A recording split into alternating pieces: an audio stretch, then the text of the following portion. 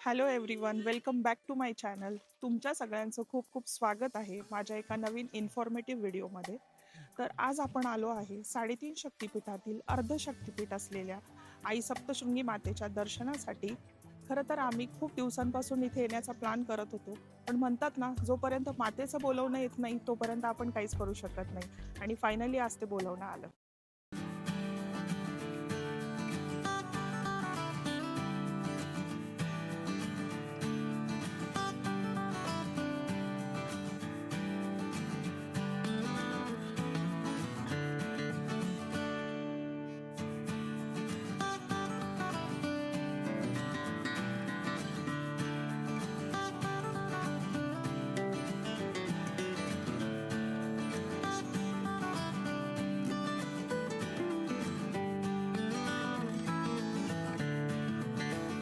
तर तुम्ही पण चला आमच्या सोबत माता सप्तशृंगीच्या दर्शनासाठी. आणि आजच्या या व्हिडिओमध्ये मी तुमच्या सोबत संपूर्ण माहिती शेअर करणार आहे. जसे मंदिरापर्यंत कसं पोहोचायचं, त्यानंतर तुम्ही दर्शन कसे घेऊ शकता, त्याचप्रमाणे इथे राहण्याची काय व्यवस्था आहे, त्या सगळ्या गोष्टींची माहिती आज मी तुम्हाला या व्हिडिओमध्ये देणार आहे. तर व्हिडिओ शेवटपर्यंत बघा. सप्तशृंगी माता ही 3.5 शक्तिपीठातील अर्धशक्तिपीठ म्हणून ओळखली जाते. तसेच सप्तशृंगी मातेचं मंदिर सह्याद्री पर्वतावर वसलेलं आहे व सप्तशृंगी गड नाशिक पासून 65 किलोमीटर अंतरावर असून गडावर जाण्यासाठी तुम्हाला नाशिकच्या ओल्ड CBS बस स्टँड वरून गव्हर्नमेंटच्या ST बसेस प्रत्येक अर्धा ते 1 तासाला भेटून जातात आणि बस तुम्हाला सप्तशृंगी घाटातले सुंदर दृश्य दाखवत 2 तासात तेथे पोहोचवते. आता आपण मंदिर परिसरात पोहोचले असून गाडी पार्क करून मंदिराच्या दिशेने जाणार आहोत.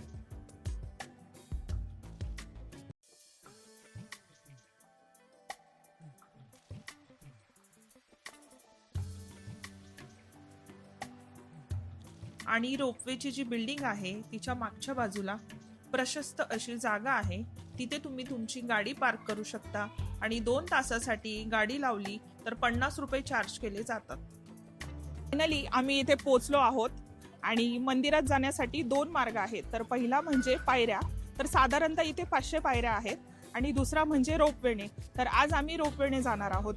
तसेच तुम्ही माझ्या मागच्या बाजूला बघू शकता रोपवेला जाण्यासाठी रस्ता आहे. आणि तसेच इथे बाहेर तिकीट काउंटरही आहे. आणि पर पर्सन रिटर्न जर्नीचं जे कॉस्ट आहे ते म्हणजे 120 रुपये आहे. तर आम्ही 120 रुपये देऊन रिटर्न जर्नीचं तिकीट काढलं आहे. तर आता आपण आतमध्ये जात आहोत. तर चला.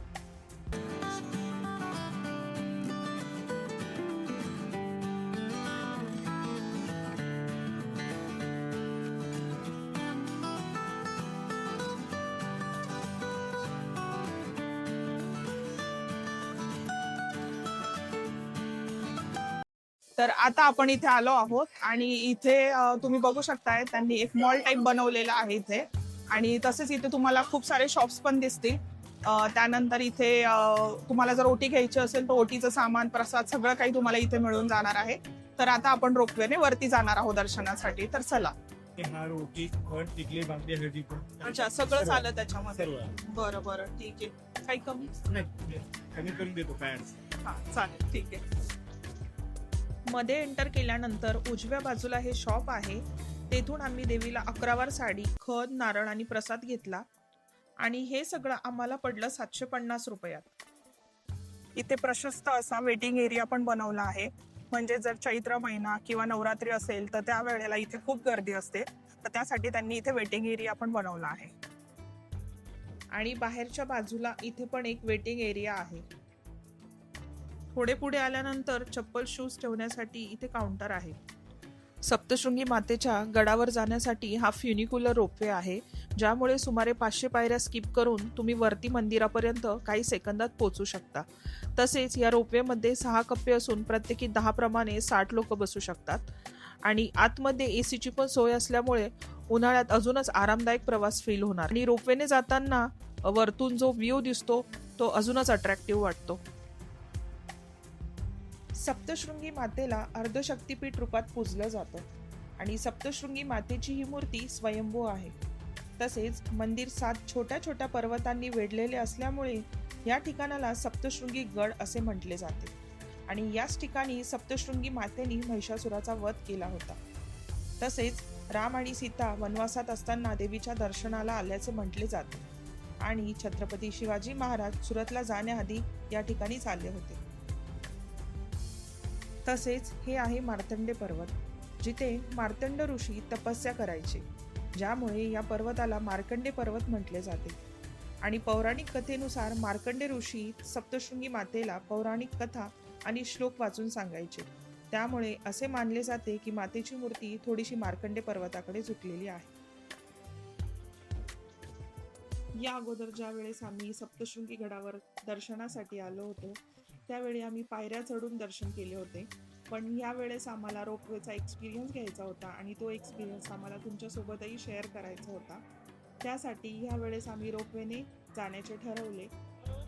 आणि ते म्हणतात ना, रांगेत उभं राहून वाट बघून तुम्ही जेव्हा देवीचे दर्शन घेता, तर दर्शन घेतल्यानंतरचा जो आनंद असतो तो आनंद वेगळाच असतो आणि तो आनंद तुम्हाला VIP दर्शनमध्ये नाही मिळू शकत.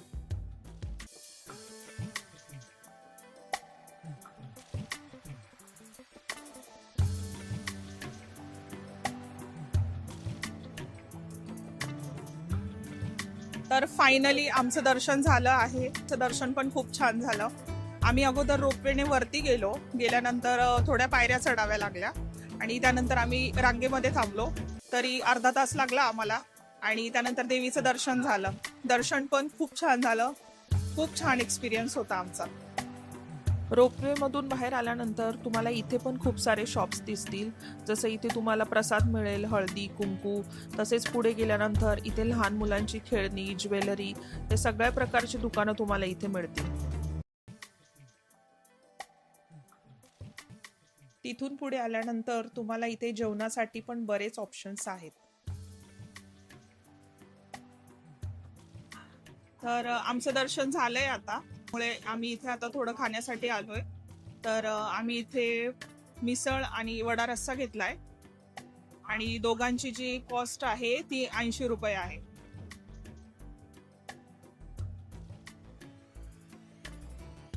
टेस्ट चांगली आहे, जास्त स्पायसी नाहीये. आणि आम्ही मिसळ घेतली, पण इथे जर तुम्ही बघाल तर तुम्हाला इथे महाराष्ट्रीयन, पंजाबी, त्यानंतर गुजराती, साऊथ इंडियन, चायनीज सगळं काही मिळून जाणार. तुम्ही जर स्वच्छता आणि राहण्यासाठी शांत ठिकाणाला प्राधान्य देत असाल तर तुम्ही हॉटेल जय मा सप्तशृंगी इथेही राहू शकतात. इथे तुम्हाला रिझनेबल रेट्समध्ये डबल ऑक्युपन्सी तसेच ग्रुपमध्ये आल्यानंतरही रूम्स अवेलेबल करून दिले जातील.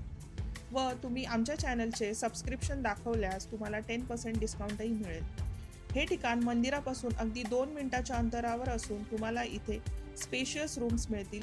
तसेच या रूम्सला गॅलरी पण आहे.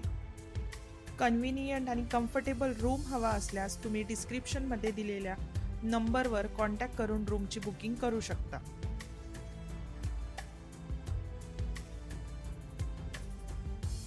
नाव we are going back to Nashik आणि आम्ही नाशिकवरून सप्तशृंगी गडावर येण्यासाठी दुपारी निघालो होतो आणि त्यामुळे आम्हाला रिटर्न जाण्यासाठी रात्र झाली व पुढचा व्हिडिओ आम्ही शूट करू शकलो नाही. पण आजचा आमचा हा दिवस खूप छान होता आणि दर्शन करून खूप छान वाटले. आय होप तुम्ही सगळ्यांनी हा व्हिडिओ एन्जॉय केला असेल. जर व्हिडिओ आवडला असेल तर लाईक करा, कमेंट करा आणि चॅनलला सबस्क्राईब करायला अजिबात विसरू नका. थँक्यू.